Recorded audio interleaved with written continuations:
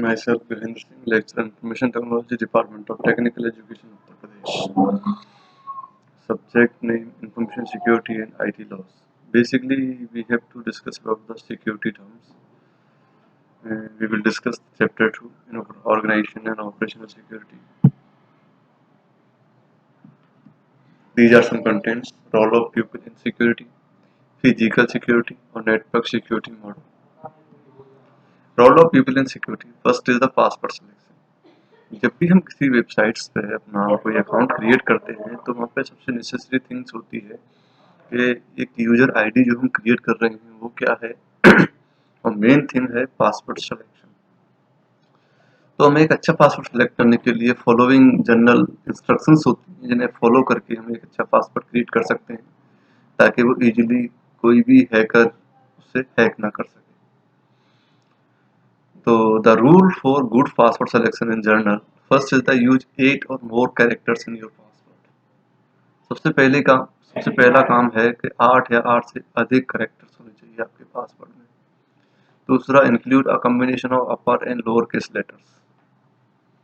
Next है, include at least 1 numbers and 1 special characters और do not use a common word, phrase और names. मतलब कि कोई भी ऐसा वर्ड या नेम ऐसा यूज नहीं करना है जो हमसे रिलेट करता हो, नहीं तो हैकर्स हमारे नेम के थ्रू इजीली उसे क्रैक कर सकता है। Choose a password that you can remember so that you do not need to write it down। मतलब एक पासवर्ड ऐसा होना चाहिए जिसको हम याद रख सकें, उसे लिखने की जरूरत ना पड़े। Next, piggy banking. Piggy banking, it basically belongs to a wireless communication context. The purpose of piggybacking is simply to gain free network access rather than any malicious content, but it can slow down data transfer for the legitimate users of the network. Piggybacking basically एक gain free network access है जो बिना किसी malicious content के, लेकिन जब हम legitimate users के बीच में या ऑथराइज्ड यूजर्स के बीच में नेटवर्क पे कोई भी डेटा ट्रांसफर हम करते हैं तो उसकी स्पीड को स्लो भी कर सकते हैं। It quite simple to access an unsecured wireless network. All you have to do is get into the range of wifi hotspot signals and select your chosen network from the optional presentations. How to prevent the piggybacking? First, to protect your network from piggybacking, ensure that encryption enabled for your routers. अगर आपको पिगीबैकिंग से prevent करना है अपने system को, network को, तो सबसे पहले एनक्रिप्शन एनेबल करना पड़ेगा आपके राउटर पे। दूसरा, वायरलेस एनक्रिप्शन प्रोटोकॉल आप यूज कर सकते हैं। स्ट्रॉन्ग पासवर्ड आप यूज कर सकते हैं एनक्रिप्शन की के लिए जो कंसिस्ट करे at least 14 characters and mixing letters and numbers. Next, role of people in security. Shoulder surfing. Shoulder surfing का बेसिकली जो मतलब है वो है कि हम कहीं भी, जैसे कि एटीएम मशीन्स में हम जाते हैं तो एटीएम मशीन्स के बाहर भी लिखा रहता है, जैसे एग्जांपल है एटीएम मशीन वाला, उसके बाहर ही विंडो पे लिखा एक स्लैब चिपका रहता है, उस पर लिखा रहता है कि only 1% inside at a time, केवल एक व्यक्ति ही उसमें अंदर जाए, उसके निकलने के बाद दूसरा व्यक्ति एंटर करे। लेकिन इन जनरली देखा जाता है कि उसमें मल्टीपल पर्सन एक साथ एंटर हो जाते हैं। तो जो भी पर्सन कोई प्रोसेस कर रहा होता है तो उसके कंधे के ऊपर से झांक कर देखना कि वो क्या कर रहा है, कौन सी एक्टिविटी कर रहा है, ये सारी जो एक्टिविटी होती है इनको शोल्डर सर्फिंग कहते हैं। Shoulder surfing refers to a direct observation, जैसे looking over a person shoulders to obtain the information which related to that person। कुछ केसेस में होता है कि shoulder surfing done for no reason other than to get an answer. जैसे कभी examination hall में भी हम एक दूसरे की झांकाताकी करते हैं इस कंधे के ऊपर से झांकते हुए, तो वो भी शोल्डर सर्फिंग का एक पार्ट है। कुछ केसेस में शोल्डर सर्फिंग करने का कोई मतलब नहीं होता, फिर भी आदमी इंस्टेंसेस करते रहते हैं। It may constitute a security breach as the person behind में clean private information. ATM machine में आपका पिन पता कर सकता है, बैंक मशीन में क्रेडिट कार्ड इंफॉर्मेशन पता कर सकता है, so many things. Dumpster diving. Dumpster diving का मतलब होता है one man trash is another man treasure. Trash का मतलब होता है एक व्यक्ति किसी को ट्रेस करता है और दूसरा व्यक्ति उसे ट्रेस कर लेता है। जैसे अगर कोई व्यक्ति गलत काम करते हुए कोई पकड़ा जाता है, तो जो उस व्यक्ति को पकड़ता है, जैसे कोई चोरी कर रहा है, तो चोरी करते हुए किसी ने पकड़ लिया उसे, तो वन मैन्स ट्रेस, मतलब उस व्यक्ति चोर को हमने ट्रेस किया, और जो अनोदर व्यक्ति जिसने उसे ट्रेस किया वो उसको ट्रीजर करता है, मतलब उसे धमकाता है, इस तरह की एक्टिविटीज करना। That's for the dumpster diving. In the world of information security या cyber security, dumpster diving is the process of searching trash to obtain useful information. हमें बेसिकली ट्रेस सर्च करने होते हैं ताकि हम यूजफुल इंफॉर्मेशन जो है ऑब्टेन कर सकें, पार्टिकुलर पर्सन्स के बारे में, बिजनेस के बारे में, और कैन बी लेटर वो हैकिंग पर्पज के लिए फिर उसे हम बाद में यूज कर सकें। Dumpster diving is the process of searching trace to obtain useful information about a person, business that can later be used for the hacking purpose. This attack mostly targets large organizations or businesses to carry out phishing by sending fake emails to the victims that appear to have come from the legitimate source. The information obtained by compromising the confidentiality of victim is used for identity fraud.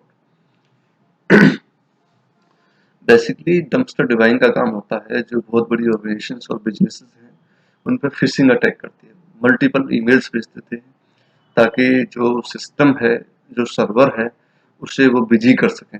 तो क्योंकि legitimate user उससे connect communicate ना हो सके, अपनी request ना ले सके, और उसको इतनी रिक्वेस्ट भेज देते हैं ईमेल्स की, फेक ईमेल्स की, कि वो धीरे धीरे हीटअप होता है और क्रैश हो जाता है। नेक्स्ट है installing unauthorised software and hardware. इसमें बेसिकली ये है कि जो भी पायरेटेड सॉफ्टवेयर्स होते हैं, अनऑथराइज्ड सॉफ्टवेयर्स होते हैं, फ्री ट्रायल्स वाले सॉफ्टवेयर्स होते हैं, इनको हम इंस्टॉल करते हैं अपने उस पर, और कभी कभी हम हार्डवेयर में भी बहुत सारे चेंजेस कर देते हैं, जैसे रैम चेंज कर दी, मदरबोर्ड चेंज करा दिया, हम सिस्टम को ज़्यादा इफेक्टिव बनाने के लिए। लेकिन मेनली क्या है कि आप जो भी सॉफ्टवेयर और हार्डवेयर जो अनऑथराइज्ड वर्क है उसको इंस्टॉल नहीं करना है।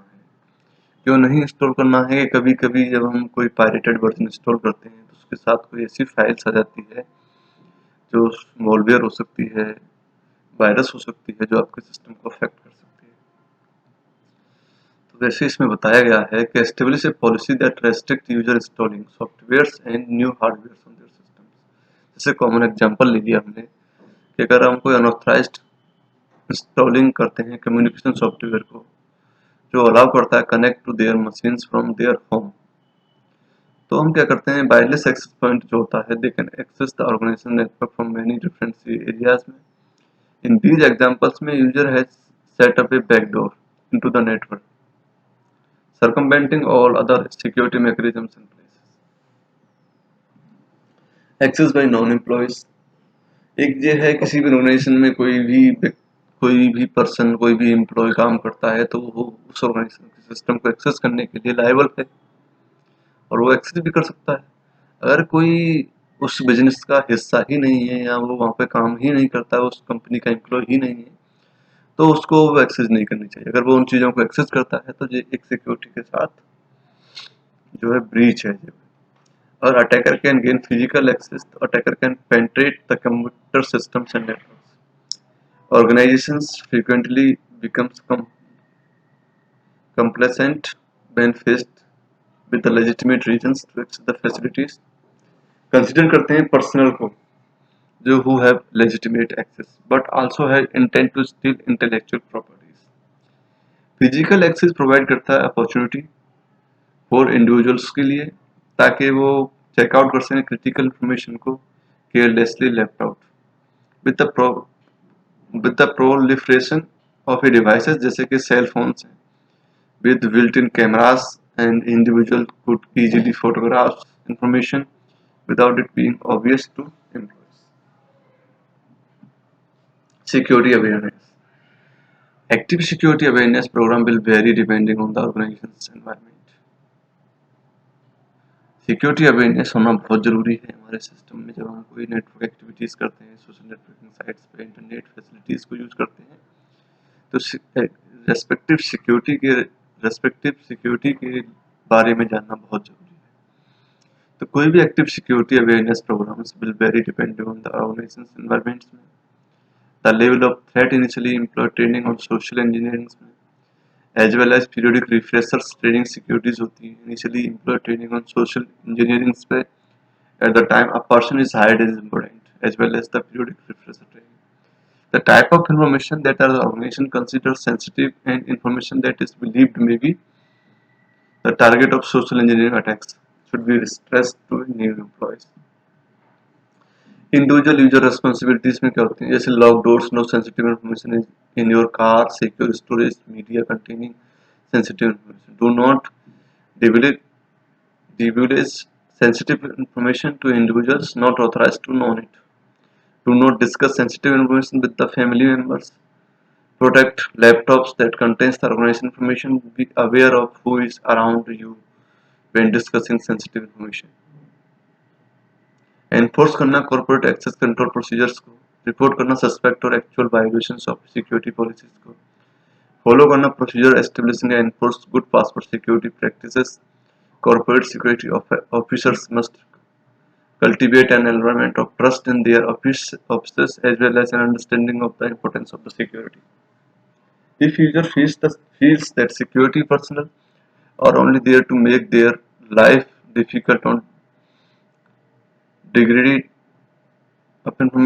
degrade of information that will result in employee information, the atmosphere will quickly turn adversarial and be transformed into the us versus them situation.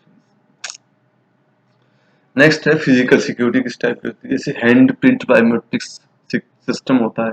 ये क्या होता है, फिंगरप्रिंट्स एवरीबॉडी हैज यूनिक हैंडप्रिंट्स.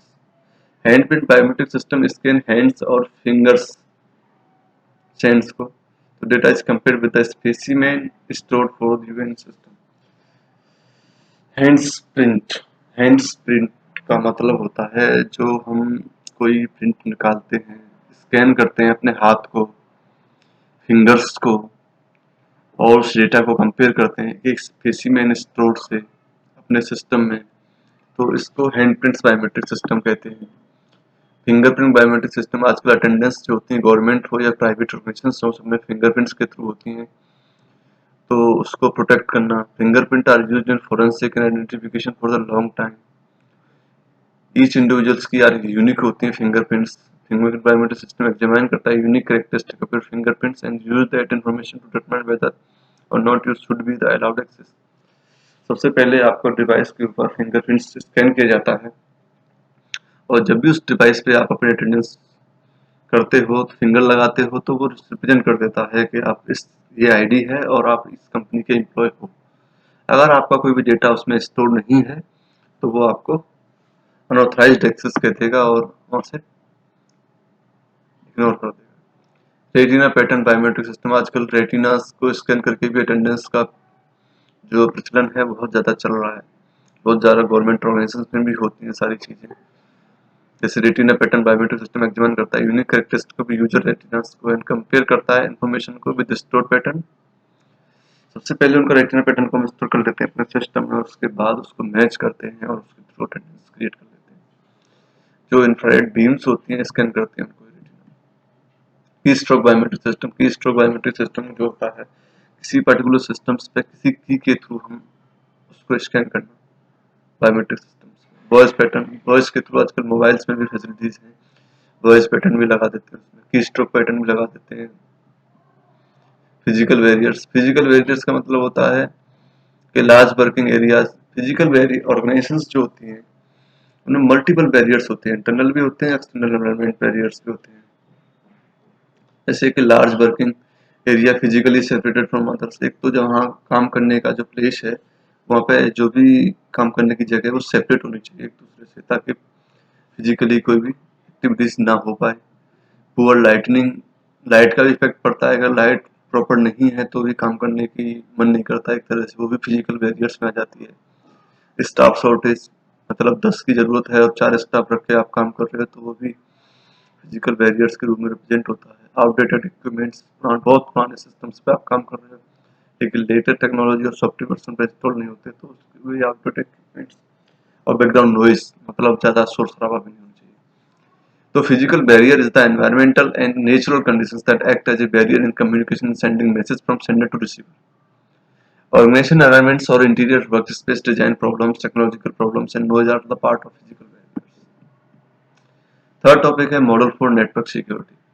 इसमें क्या होता है, एक सेंडर और रिसीवर होता है, पर्टिकुलर किसी मैसेज को हम सेंड करते हैं, जैसे सेंडर कोई मैसेज सेंड करता है तो उस पर सिक्योरिटी रिलेटेड ट्रांसफॉर्मेशन वो ऐड करता है, एक सीक्रेट इन्फॉर्मेशन में जिसको हम की कहते हैं उसको ऐड करके एक सिक्योर मैसेज क्रिएट कर लेता है, और इन्फॉर्मेशन चैनल्स के थ्रू जब वो पास होता है वो सिक्योर मैसेज होता है, और रिसिपेंट हैंड पर जब हो जाता है वो security related transformer secret information के थ्रू उसको दोबारा से डिक्रिप्ट करते हैं और उसको रीड कर लेते हैं।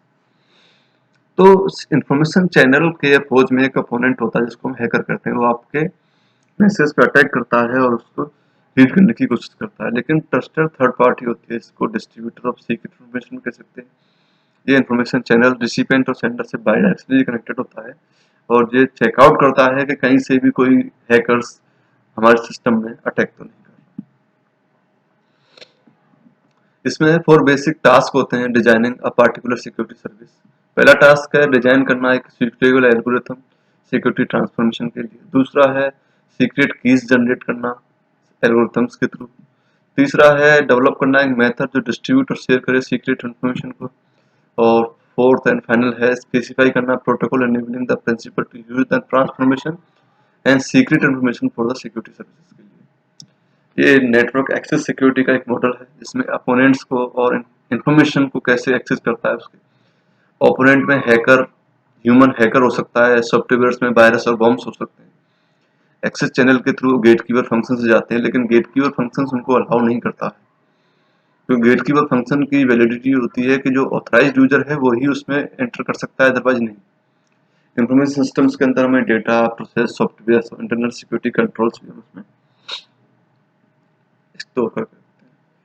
जैसे कि यूज करना दिस मॉडल को रिक्वायर, सबसे पहला है सेलेक्ट करना एप्रोप्रिएट गेटकीपर फंक्शन जो आइडेंटिफाई करे यूजर्स को कि वो वैलिड यूजर है या अनवैलिड यूजर है। दूसरा इंप्लीमेंट करना सिक्योरिटी कंट्रोल्स को और डिटेक्ट करना प्रेजेंस ऑफ अनवांटेड इंट्रूडर्स की।